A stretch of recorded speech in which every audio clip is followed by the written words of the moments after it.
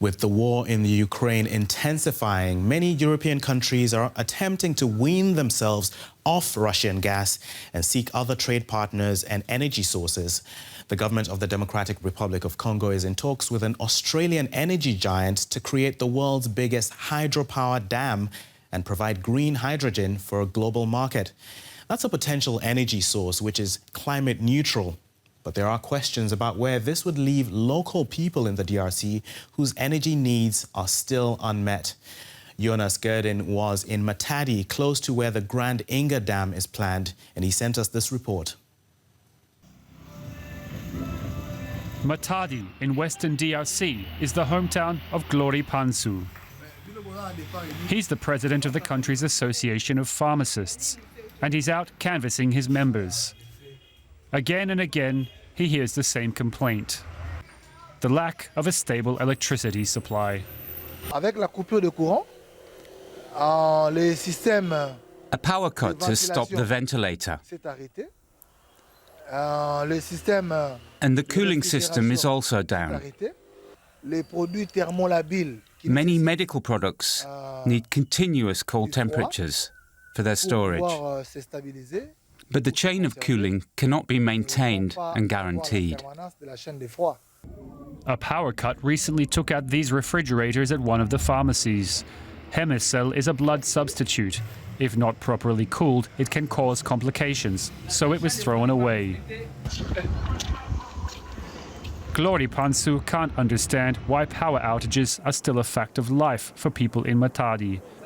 The country's biggest hydroelectric dam, Inga, is located just a short distance upstream on the massive Congo River. Completed between 1972 and 1982, the two Inga dams alone account for 70% of the country's power. Most of the DRC's power is hydroelectric, but just 1 in 5 people have access to electricity. Homere Kawende is service manager at the dams. Today, the population of the Democratic Republic of Congo has almost tripled, and we are now approaching 100 million people. The power generated by Inga 1 and Inga 2, as they are currently installed, is not enough. We need to press on with Inga 3. Plans to build Africa's biggest hydroelectric plant have been circulating for decades. Now, Fortescue Future Industries, an Australian company, is in talks with the country's president.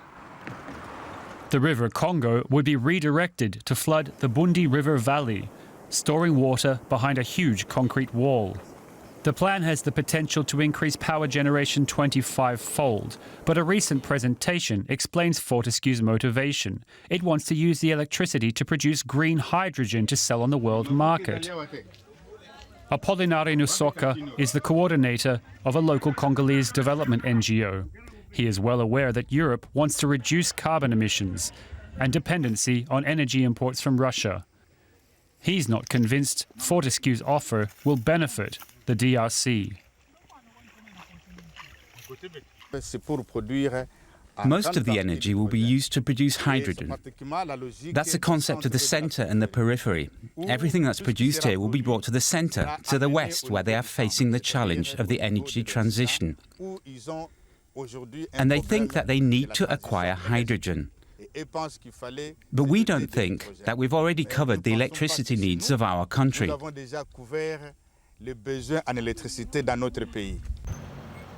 There's a different view in Kinshasa, the capital of the DRC. Alexis Kayembe Dibampende is the special advisor in charge of infrastructure to the president. He sees the dam as a motor of the country's industrialization. He has a blunt answer to those who want to supply electricity to all remote areas. Even if we're going to install electricity at every household, if the people don't have a job, they won't be in a position to pay that electricity. So we're looking at a situation where that the electricity itself can boost the local economy. Back in Matadi, there's only one thing for sure for motors of the local economy, like Glory Pansu. Power cuts are a fact of life for businesses like his. For some analysis of the plans in the DRC, I'm joined now by Brian Kamanzi, an independent energy analyst based in South Africa, and he joins us from Johannesburg. Brian, welcome to DW News Africa. Now, can we begin by getting your thoughts on the statement from the president's special advisor? He says the plan is not intended to supply electricity to people in the whole of DRC. So who is it for? Thank you. Yes, so there is an increased demand for production of hydrogen, particularly in industrialized nations. Policy shifts within the EU in particular have driven an interest in investments in the production of hydrogen as a fuel, which may, at a future point in time, replace the need for LNG gas used for either, mainly for electrification, but it does have some other applications as well, including transport. So there's not much demand at the moment in Africa for hydrogen. So those hydrogen investments are most likely going to be for Europe, and a particular drive from this obviously coming as a result of the tensions within the conflict between Ukraine and Russia, which has sent gas prices soaring. But essentially, this will be generating power. Is there a way that this electricity can also be distributed to citizens in the DRC for domestic use, not just going out? See, yes. And so the challenge, unfortunately, historically has been in Southern Africa that mining corporations, typically multinationals, have fronted the money or leveraged governments to put the investment in for power stations. And if we visualize it like a body, they have put the transportation from these massive generators that they've invested in. The arteries go into the mines and heavy industry, very minimal heavy industry outside of South Africa, but definitely a lot of mines in the DRC, Zambia, among others. And then veins where they do exist goes into major towns and cities, and largely provide electricity, which benefits largely wealthy residents and government buildings and a few small industries. So that has been the historical trend, and unfortunately, the situation in DRC, it is much the same. The Grand Inga project has held a lot of promise. It's a massive infrastructure project. The potential capacity for that dam is tremendous, but the financial arrangements that have been structured to finance the Grand Inga have meant that mining capital has been prioritized, and it's unlikely. We have already seen the communities have not been prioritized, and it's unlikely that will change, unfortunately, in the short term. Now, there are already 2 Inga dams which are operating well below capacity. What's to say that this third one will deliver on what it promises? Yes, so the challenge of providing reliable, stable electricity that is also affordable to both residents and industry alike is very much tied to building a capable state within the DRC.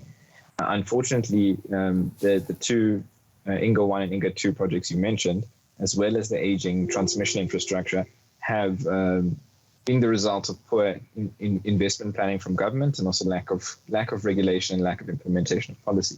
This has been an issue, and also the over-indebtedness. This is intimately tied to the over-indebtedness of the DRC, and the unfortunate position, if not almost criminal position, it finds itself in historically ever since the assassination of Patrice Lumumba.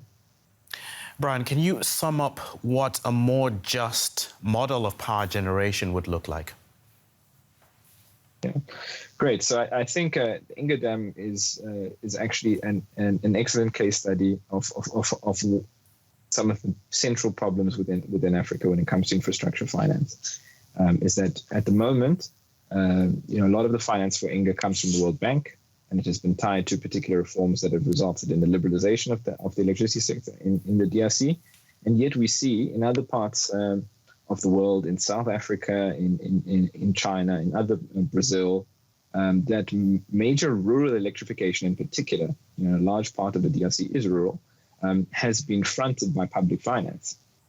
And that it's typically done so because building transmission infrastructure in rural areas is very costly, And it's unlikely that low-wage agricultural workers and where there's small industries as well, that those residents will be able to pay the cost of fronting that infrastructure. That's one of the reasons why you don't see the power lines connected to these villages, but you do see them connected to mines. So in order to make this just, we need a regime that cross-subsidizes. There needs to be a tax regime. There needs to be strong institutions that can also regulate the planning of how infrastructure is developed. And that is all intimately tied to building a capable state within the DRC. Without that, there is no hope for the just transition. There is no hope of building an equitable energy industry. They also need to, the DRC has home to some of the most precious minerals on earth. And that there have been report after report, year after year, about the amounts of illicit financial flows that have flowed out of the Congo. And so one of the ways to curb that is to have an adequate tax collection regime, which is tied again to a capable state, which can help redistribute some of those resources to those who need it. Right. Okay. Brian Kamanzi, an independent energy analyst based in Johannesburg, many thanks for speaking to us. Thank you. So, big business, big finance, and big power generation obviously come with strings attached, and they're of limited value for the small-scale power user in the DRC. Now, even where communities are on the grid, supply is patchy. But could there be another way? Let's take a look at small-scale power generation with a project that has transformed life in a small community, ensuring the provision of vital services in eastern DRC. Not your usual nun. This is Sister Alphonsine Sisa. In her gumboots and white helmet, she spends most of her day here managing this local power plant. It took her 3 years to find the finances and build this hydroelectric plant. Alongside Bible studies, she earlier trained as an electrical engineer. The convent needed an electrician, a technician who could help. They saw in me the talent of electrical engineering, so they offered me an opportunity to go study the technology. That's where it all started. Constant outages and deep frustration with the lack of power inspired Sister Alphonsine to start raising funds in 2015. Now the hydroelectric plant lights up her local community, including her convent, the local church, a health clinic and 2 schools, all free of charge.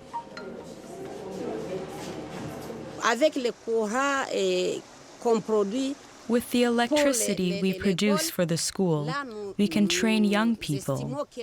And with the power that we supply to the hospital, we feel that we serve the whole population, because we are there for the poor. And it is in the hospital that we meet people from poor backgrounds. At the local hospital, this transformation has been crucial.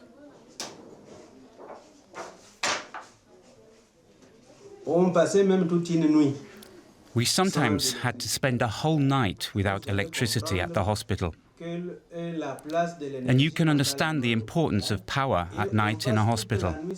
It was difficult going without electricity, and it was like a resurrection when our neighbors helped us by supplying the power we need.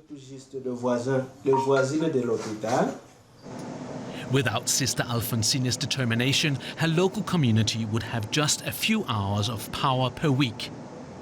Now they're free of the problems that plague the rundown and mismanaged national generating system.